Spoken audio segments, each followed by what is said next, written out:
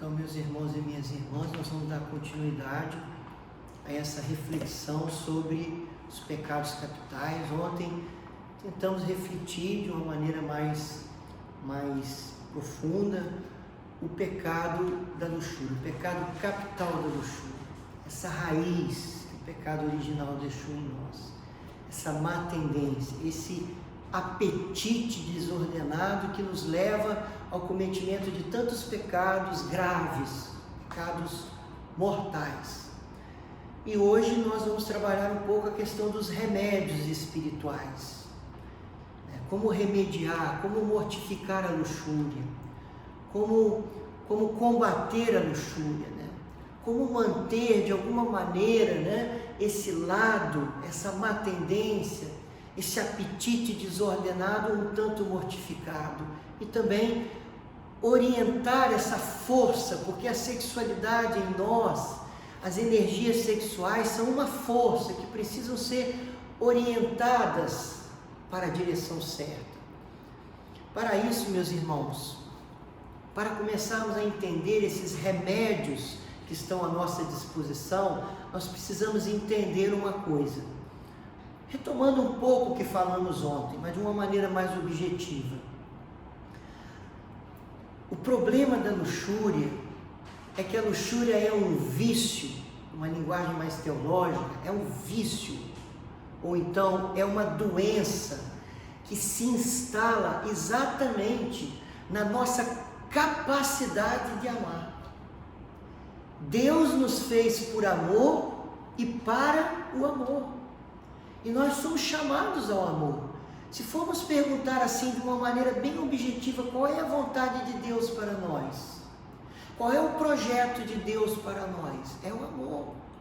Vivemos o amor. Amarmos de verdade. Amar de verdade. Amar a Deus sobre todas as coisas e ao próximo como a nós mesmos. Jesus disse que toda a lei, todos os profetas, toda a palavra de Deus se resume nessas duas palavras: amar a Deus sobre todas as coisas e ao próximo como a nós mesmos. E Jesus ainda disse lá no Evangelho de João: eu vos dou um novo mandamento. Agora o que eu vou falar é novo, disse Jesus. Isso nunca foi falado. Amai-vos uns aos outros como eu vos amei. E como que Jesus nos amou? Jesus amou a nossa salvação mais do que a si mesmo. Ele foi capaz de se esquecer de si mesmo para alcançar a nossa salvação. Ele foi capaz de viver um amor forte o suficiente para se esquecer de si mesmo em vista da nossa salvação, para alcançar a nossa redenção. Então Ele nos amou mais do que a si mesmo. Este é o verdadeiro amor. O verdadeiro amor é amar mais do que a si mesmo, é sair de si. O verdadeiro amor é doação. O verdadeiro amor é dar-se. O verdadeiro amor é você querer o bem do outro, querer a união do outro com Deus, querer a salvação do outro com Deus, querer o bem do outro a ponto de estar disposto de se sacrificar para que o outro alcance esse bem. Querer o bem do outro a ponto de estar disposto a perder para que o outro ganhe. Não é só um sentimento de querer o bem do outro. Isso nós temos de uma maneira até muito razoável, muito fácil. Mas o amor não é só sentimento. O sentimento acontece e ele é parte do amor. Mas o amor, de uma maneira geral, o amor verdadeiro, o amor sobrenatural, o amor que o Espírito Santo comunica à nossa alma, o amor que Cristo nos comunica, o amor sobrenatural, é um amor que exige de alguma maneira o sacrifício, nos leva a sermos capazes de nos sacrificar pelo outro, querer o bem do outro, não usar o outro. Qual é o problema da luxúria? O problema da luxúria é porque ela se instaura exatamente na nossa capacidade de amar. ela torna a nossa capacidade de amar doente. Ela interfere na nossa capacidade de amar. Porque a pessoa que está na luxúria intensamente, o luxurioso, né? Ele quer o prazer. Ele está atrás do prazer, mais do que estar atrás do bem do outro, ele está atrás do prazer, porque ele é apegado ao prazer. Ele ama o prazer da carne mais do que ama o outro, e para tanto está disposto a usar o outro para obter o que ele quer, que é o prazer. Então, com o tempo, a luxúria vai criando na pessoa uma malícia, e não apenas sexualmente falando, uma malícia, né? Uma incapacidade de agir desinteressadamente. E isso é muito ruim. Por isso que o pecado contra a castidade é uma coisa que nós devemos levar a sério e temos que trabalhar. Temos que tratar a luxúria. Temos que tratar. Não podemos deixar essa doença ativa dentro de nós. Essa doença espiritual, esse vício capital, ele age exatamente na nossa capacidade de amar, na nossa capacidade de perder para que o outro ganhe, na nossa capacidade de viver um amor forte pelo poder do Espírito Santo, por influxo do Espírito Santo, viver um amor forte o suficiente para se esquecer de si mesmo, para alcançar o bem do outro. Então veja, e qual é o remédio para isso? O remédio para a luxúria é exatamente a virtude que lhe é oposta, a castidade. A castidade.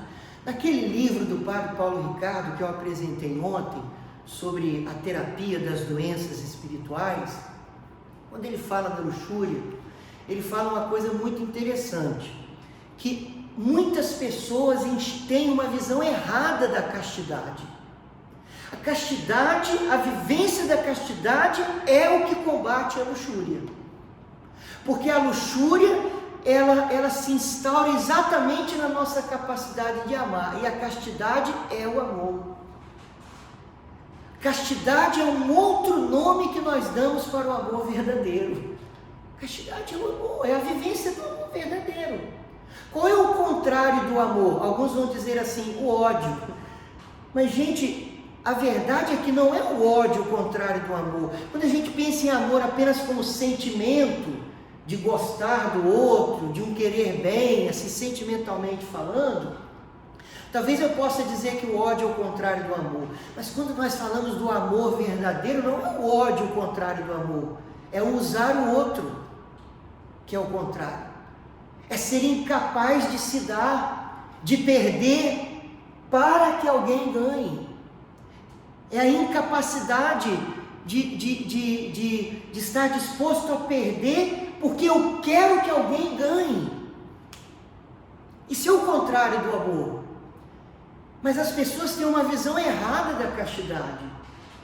A castidade não é castração da sexualidade. Não é impedimento de viver a sexualidade. Não é podar totalmente as energias sexuais que existem dentro de nós. As energias sexuais podem e devem estar dentro de nós. Nós não somos repolhos, né? Uma pessoa que castra a sua sexualidade, tá bom, vai virar um repolho, né? Dizia o padre Paulo. Um repolho sem energia. Não. Castidade não é castração. A castidade, ela precisa ser integração, não castração. Até rima, né? Não é castração, é integração.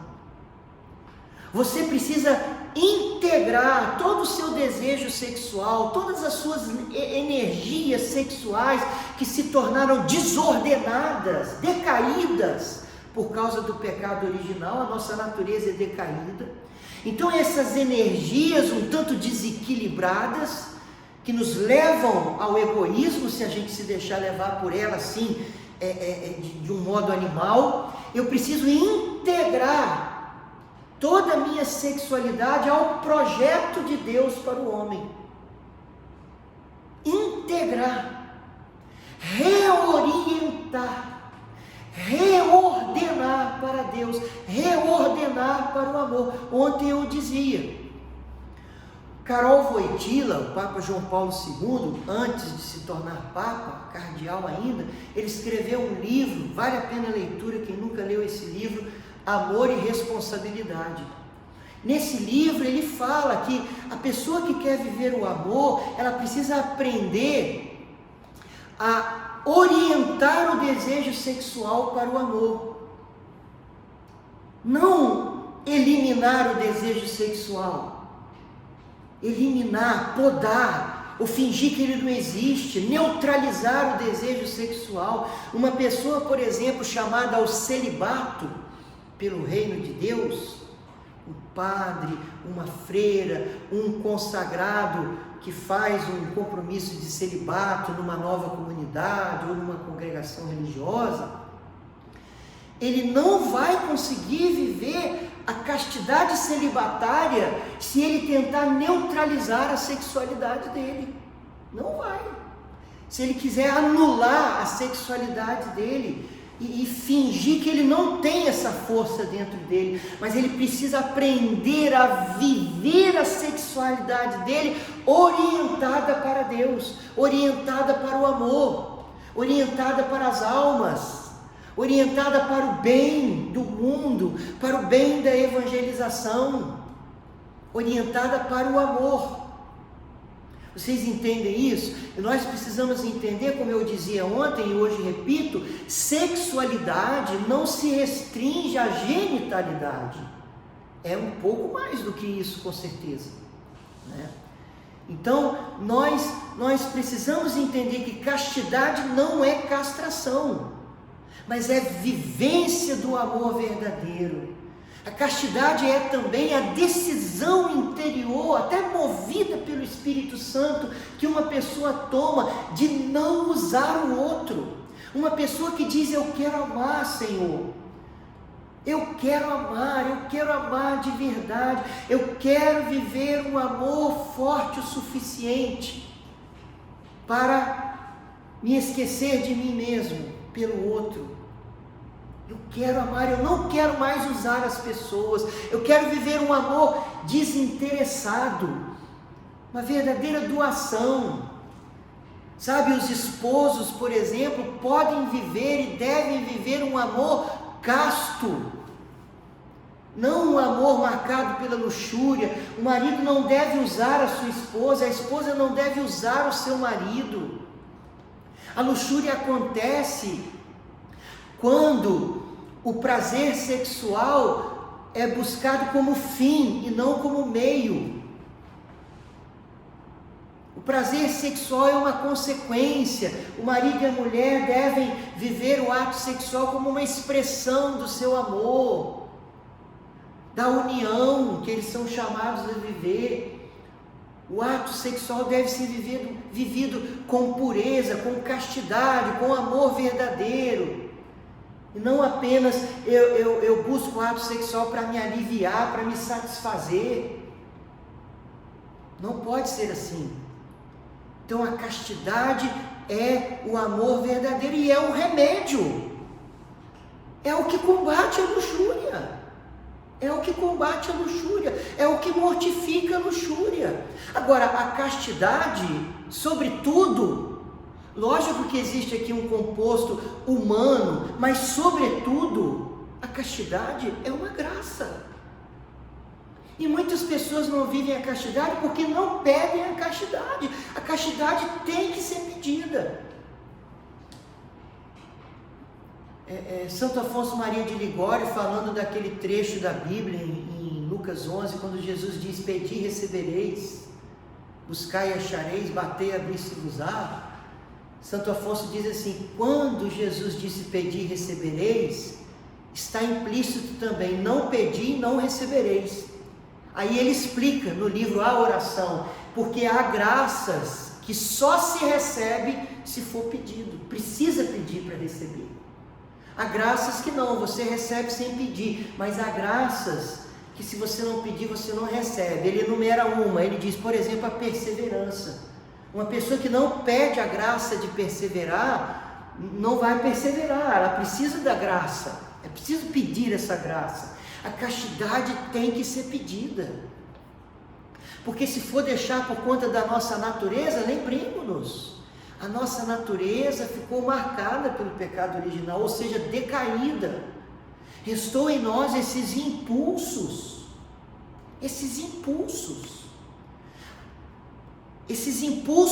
desordenados. O que a graça de Deus faz? O que a espiritualidade da penitência, da mortificação, da oração, da súplica, que permite uma ação da graça na vida do homem faz?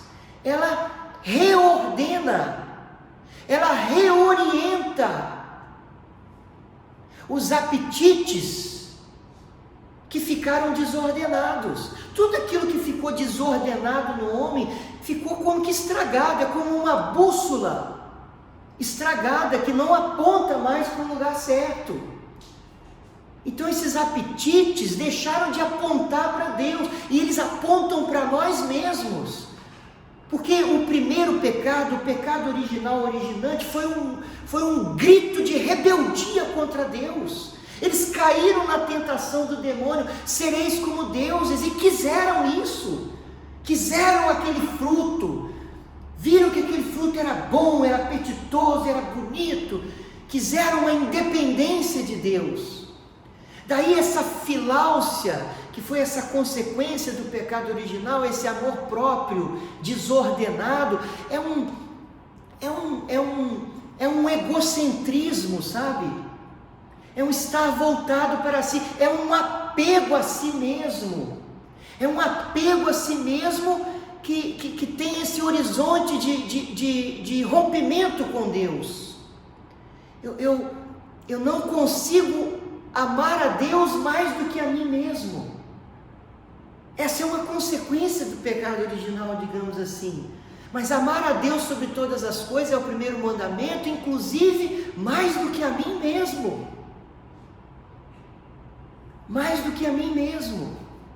Aquele livro que eu trouxe ontem para vocês, do Fulton Sheen, né, A Cruz, a Vitória sobre os Vícios, ele fala uma coisa muito interessante sobre a luxúria.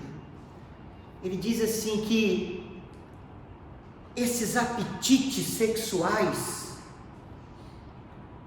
desordenados dentro de nós é um imperativo, eles imperam, se a gente deixar, eles imperam.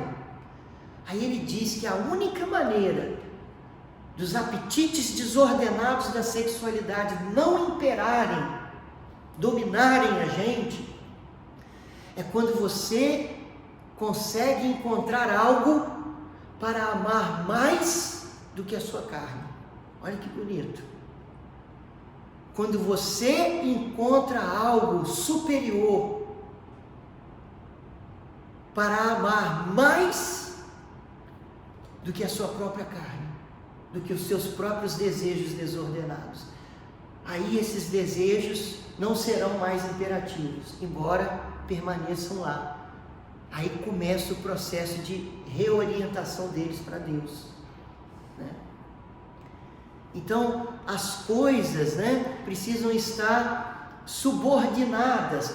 O apetite sexual, o desejo sexual precisa estar subordinado a uma função maior, que é o amor a Deus, o amor ao próximo.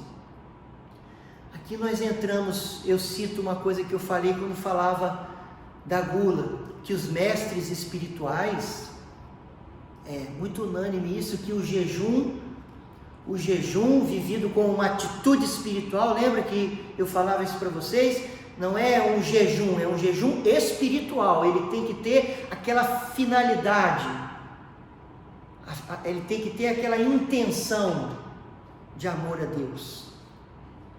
O jejum, ele combate a gula, esse apetite desordenado da gula, que também é um apego ao prazer, como também mortifica, arrefece a luxúria, né? São Jerônimo dizia: sem trigo e sem vinho se arrefece a luxúria.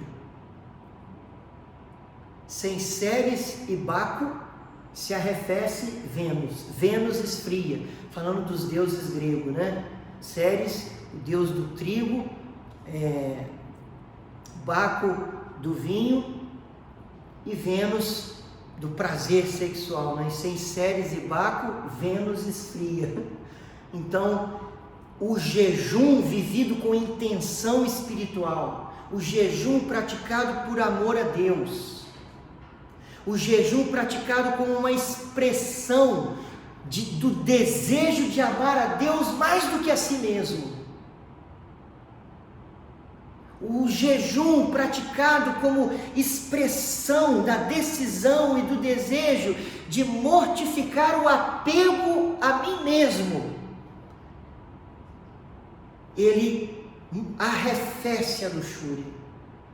Arrefece, sabe? Isso é uma coisa muito presente na nossa natureza decaída, né? Esse apego a si mesmo.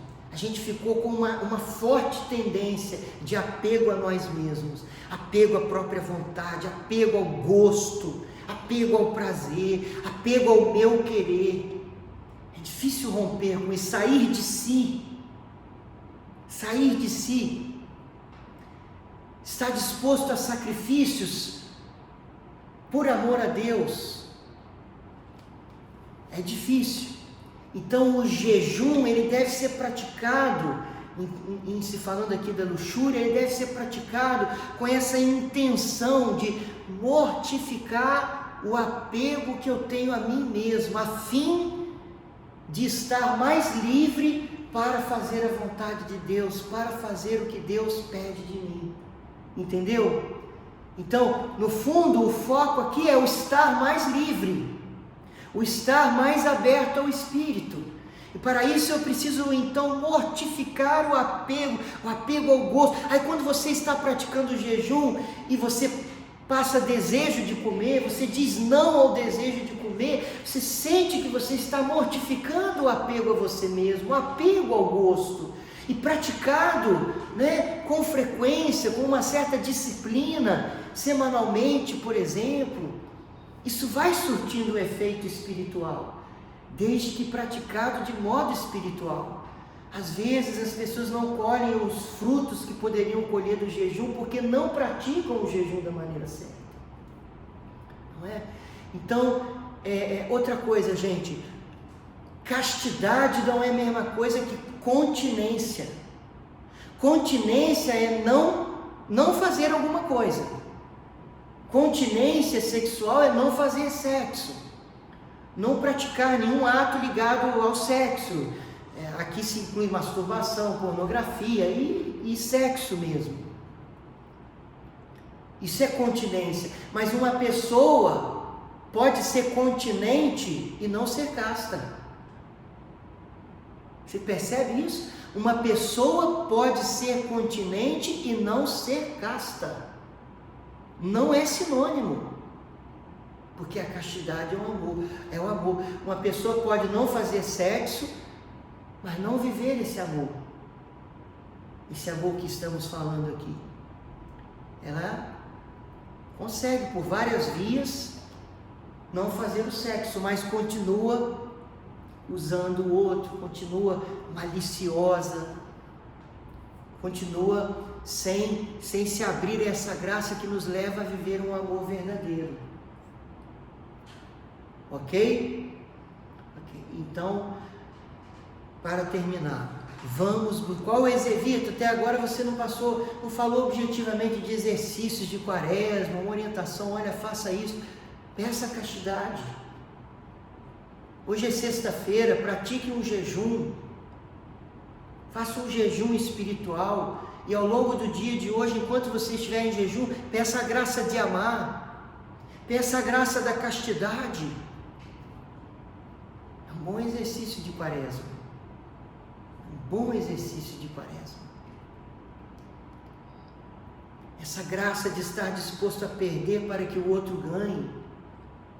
Diminua a quantidade de comida a quantidade de dinheiro que você gasta com comida, com bebidas nessa quaresma, com comidas supérfluas.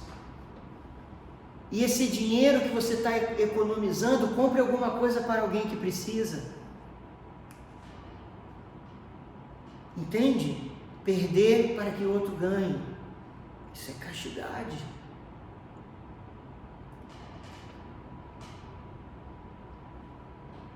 Então, que Deus nos ajude. Que Deus nos ajude nesse caminho de conversão. Amém? Até amanhã, se Deus quiser.